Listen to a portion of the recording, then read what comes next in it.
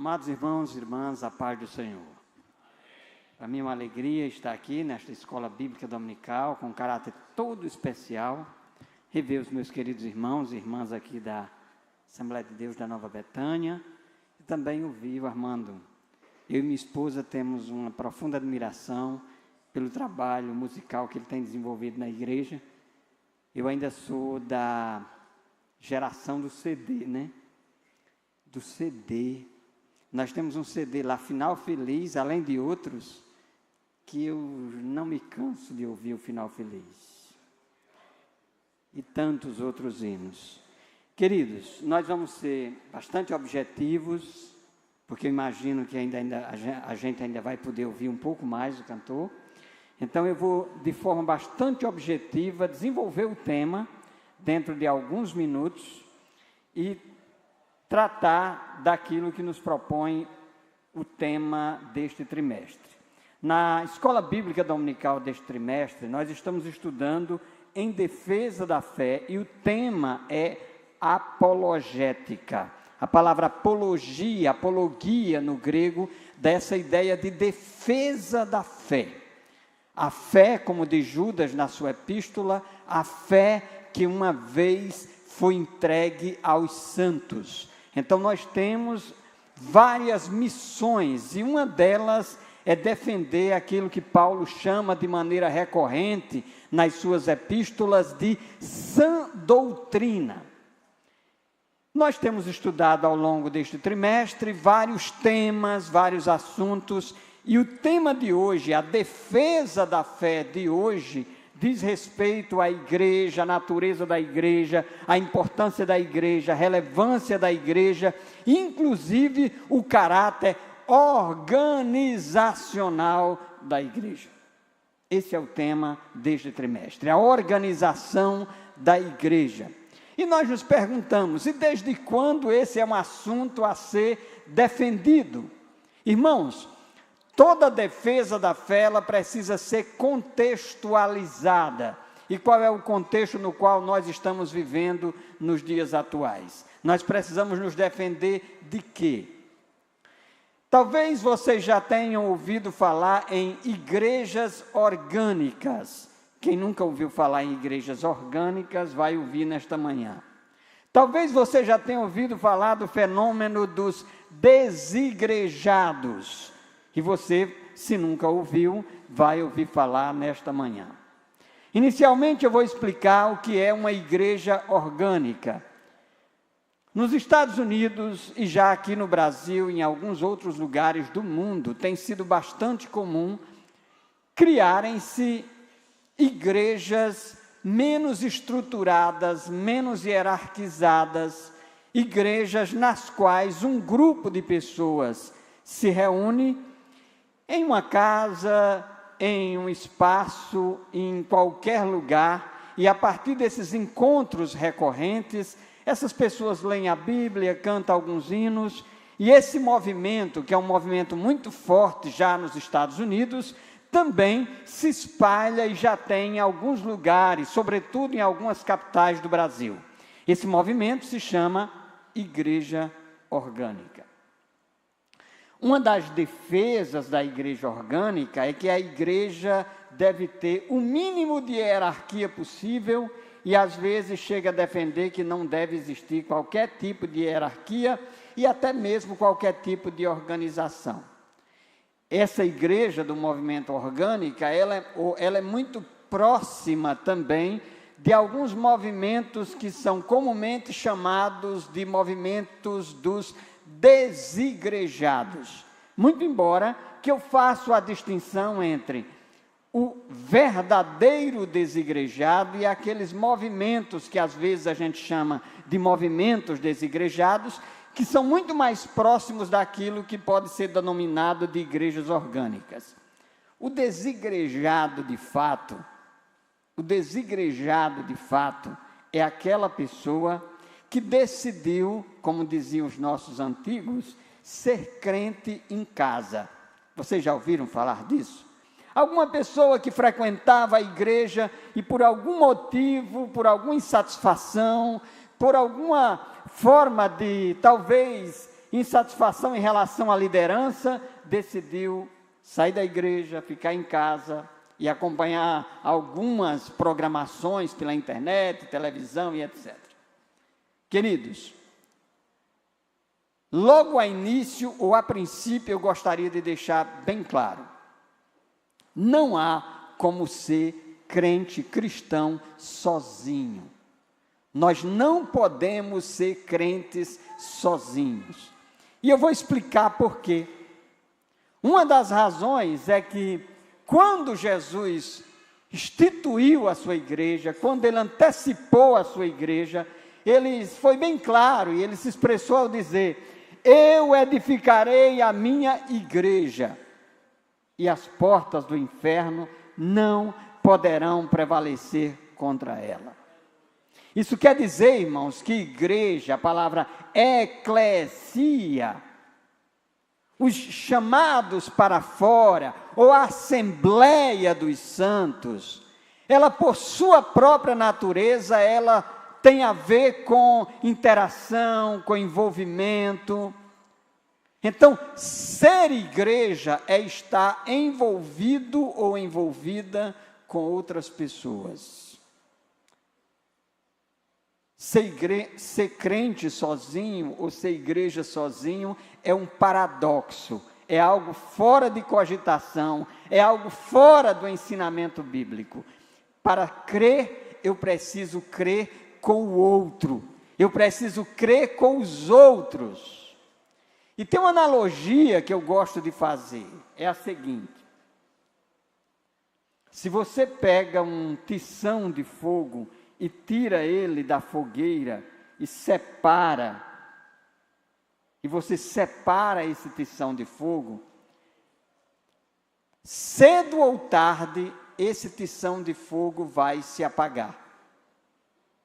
Ele vai se apagar. Isso acontece, irmãos, como prova de que nós precisamos estar envoltos como tições de fogo, juntos uns dos outros, para que o fogo continue aceso, para que o fogo continue queimando.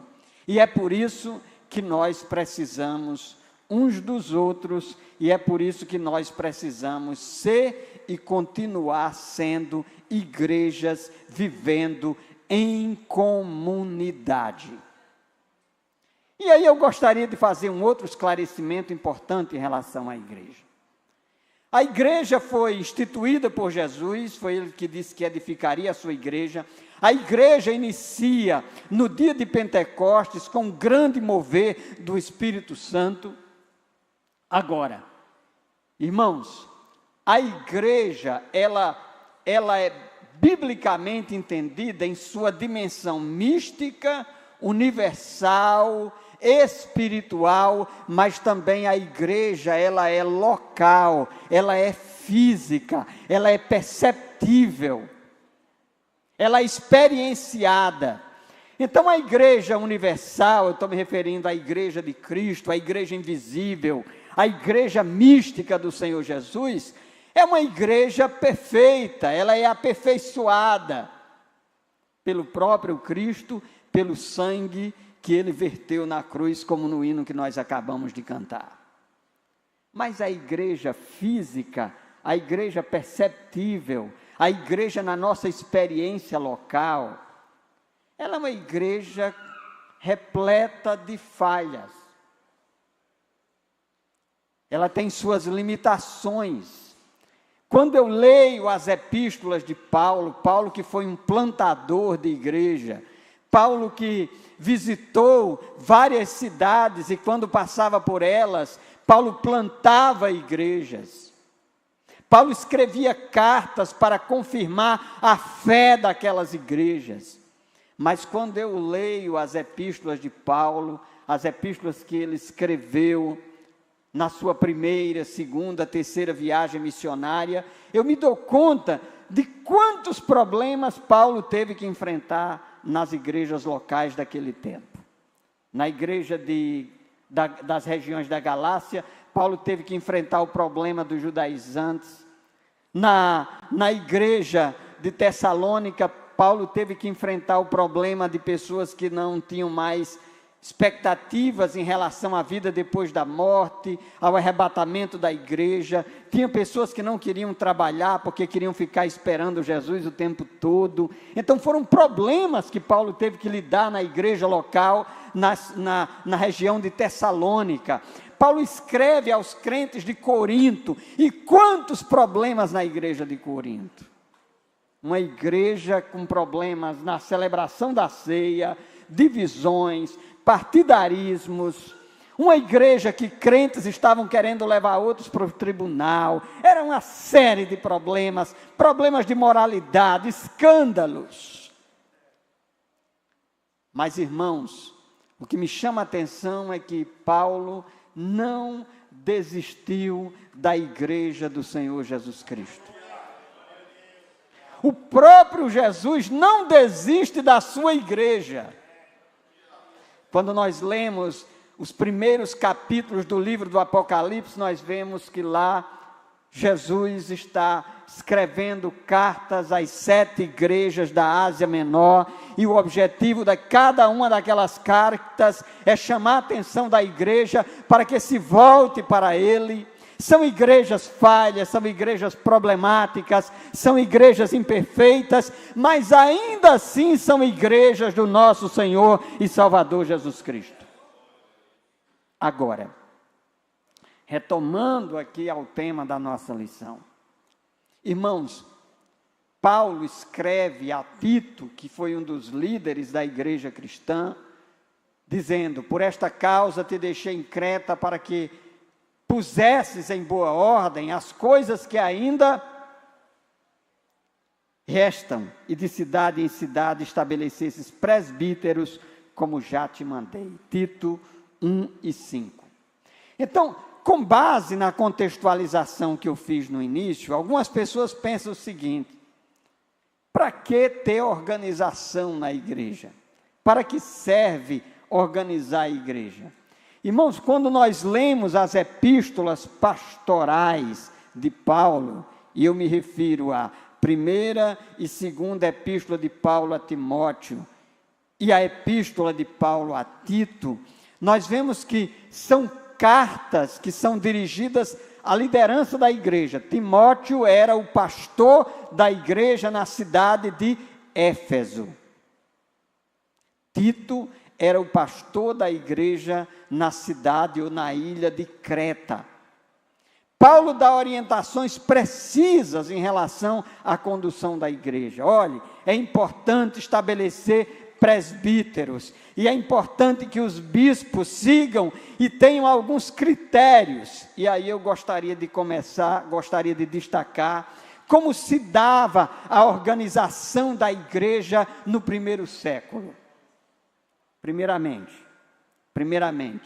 irmãos, logo no início da igreja, nós tínhamos a figura dos apóstolos. E apóstolos, eu vou colocar aqui com A maiúsculo, se refere àqueles que tinham andado com Jesus. Eles eram considerados colunas da igreja. E eu estou me referindo aqui a pessoas como Pedro, Tiago, João, que eram pessoas que tinham andado com Jesus. Então essas pessoas, elas tinham uma autoridade eclesiástica inerente da própria condição da experiência deles, porque andaram com o nosso próprio Senhor Jesus Cristo. Dizem que no final da vida, dentre os apóstolos, um que morreu de morte natural, dizem que foi o apóstolo João. Dizem que ele, já velhinho, conta a história da igreja, levantavam ele na cadeira e ele dizia assim: filhinhos, amai-vos. E a igreja era tocada por aquela palavra e tinha o maior respeito e consideração por João na sua velhice, não por outra coisa, mas pela autoridade que ele carregava de ter colocado a sua cabeça e reclinado a sua cabeça no ombro de Jesus, por ter andado com Jesus, por ter ouvido Jesus, por ter sido um dos discípulos de Jesus. Aleluia. Então esses apóstolos, eles tinham autoridade porque tinham andado com Jesus. Depois, irmãos, a igreja vai se expandindo, vai se ampliando, vai se espalhando, vai crescendo. E aí Paulo vai sentindo a necessidade, ele que também teve um encontro pessoal com Cristo na estrada de Damasco, ele vai percebendo a necessidade de instituir obreiros nas igrejas, lideranças nas igrejas. E dentre essas lideranças aí, eu quero chamar a atenção para vocês sobre o nome de presbítero, esses nomes, presbítero e bispo. Qual era a diferença? Paulo, nesse mesmo texto, escrevendo a Tito, tem hora que ele diz os presbíteros da igreja, tem hora que ele diz os bispos da igreja. Sabe qual é a diferença, irmão? Presbítero é uma palavra de origem judaica, quer dizer ancião. Então os pastores, olha uma curiosidade, no primeiro século não existia o título de pastor. O pastor da igreja, ele era presbítero. E o presbítero das igrejas judaicas, das comunidades judaicas, eram chamados de presbíteros. E os líderes ou os pastores das igrejas gentias eram chamados de episcopos, que a gente traduziu nas nossas Bíblias pela palavra bispo. Então o presbítero e o bispo têm o mesmo significado. A atuação funcional deles é de pastorado, sendo que os presbíteros eram pastores das igrejas judaicas e os bispos eram os pastores das igrejas gentias. Aí alguns problemas também vão surgindo na igreja. Atos dos Apóstolos, capítulo 6. Surgem problemas sociais na igreja, pessoas passando privação, pessoas passando necessidade. E aí os líderes da igreja, os presbíteros da igreja, os apóstolos, dizem, olha, a gente não pode resolver tudo na igreja. Então é preciso organizar. Olha aí, irmãos, é preciso organizar. Como não dá para a gente ficar pregando e resolvendo todos os problemas da igreja, nós precisamos de pessoas que tenham a responsabilidade de lidar com os problemas sociais da igreja, com os problemas das viúvas, tratar dos mantimentos, das provisões dos necessitados. E foi nesse contexto que foi instituído aquilo que na declaração de Lucas, no capítulo 6 de Atos, ele diz, um importante negócio. Foi instituídos os diáconos da igreja. Então os diáconos da igreja surgem para dar conta dessa dimensão já organizacional, sobretudo das questões das necessidades, dos provimentos dos necessitados na igreja. Essa era a função essencial dos diáconos no primeiro século. E aí, irmãos, pelo que eu já disse até agora, fica bem claro, fica evidente que a igreja do primeiro século tinha alguma organização.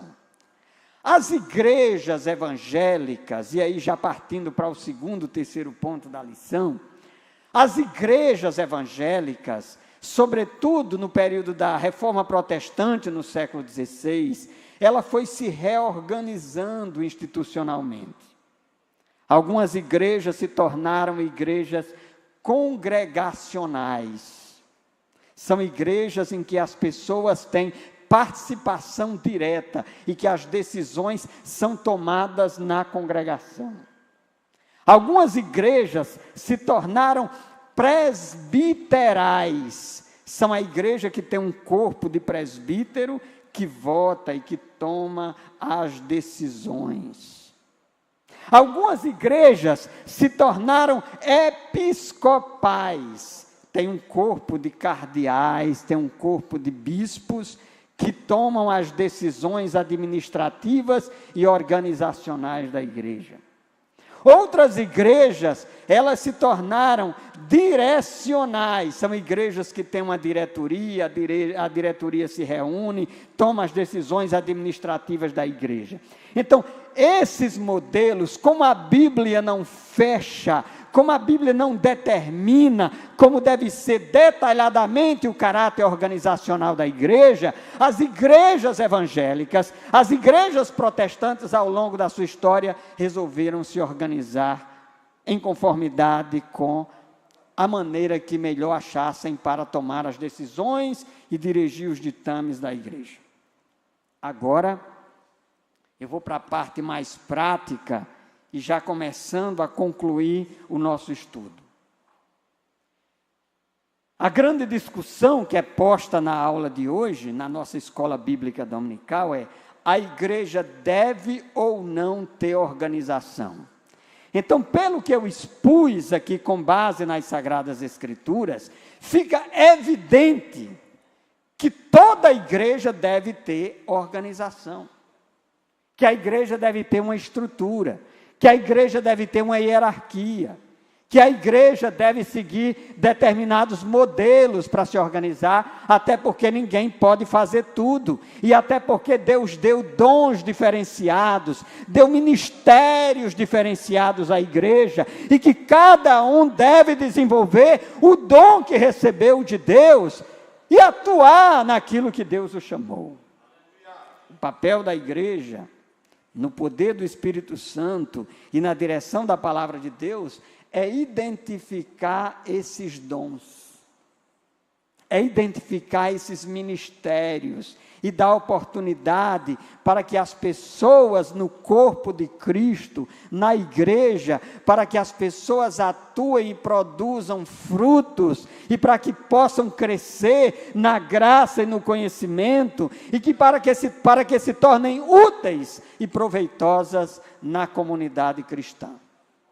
Então, essa é uma das responsabilidades da igreja: identificar os dons e favorecer para que esses dons sejam desenvolvidos.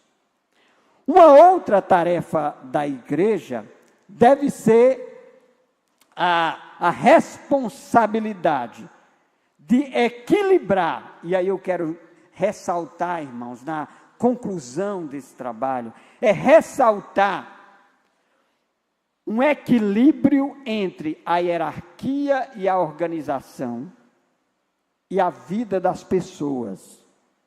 Existem igrejas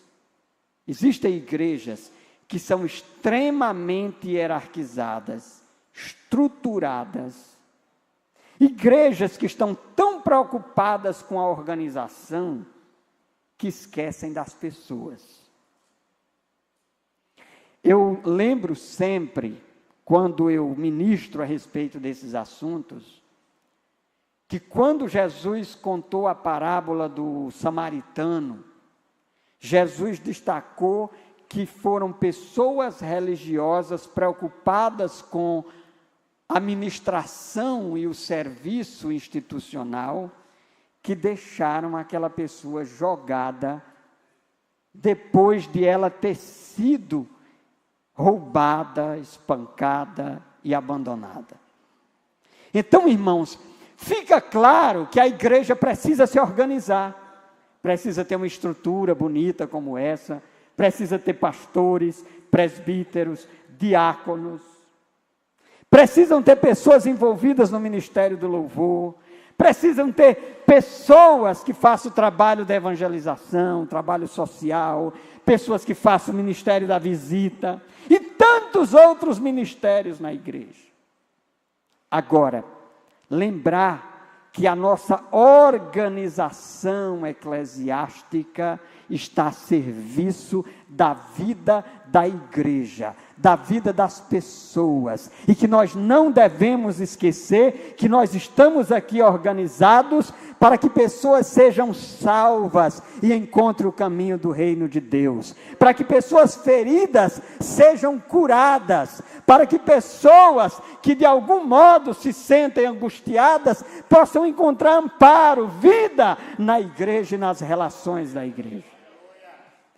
A organização da igreja deve ser terapêutica, deve ser um lugar de cura, um lugar de vida, na qual nós possamos desenvolver a graça e o ministério do amor e da misericórdia que nós recebemos de Jesus.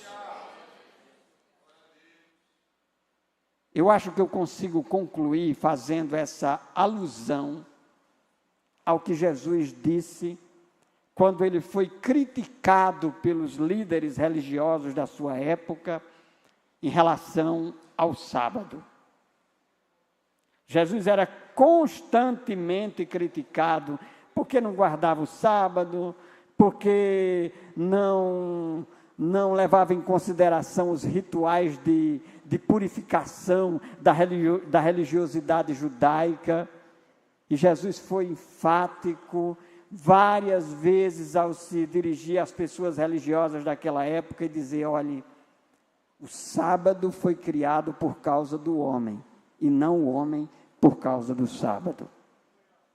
Então, a nossa organização hierárquica é bíblica, é importante, é necessária, mas ela foi criada para servir as pessoas da igreja, para cumprir os desígnios de Deus, a vontade de Deus, para estar no centro da vontade de Deus, e não apenas para nós mesmos. E a organização não pode ser um fim em si mesmo, a organização não pode passar por um processo de engessamento, em que as vidas sejam desconsideradas e deixem de ter a devida importância. Que Deus em Cristo nos abençoe. Obrigado, pastor, e obrigado a todos pela oportunidade. Que Jesus nos abençoe e nos guarde. A paz do Senhor e até a próxima.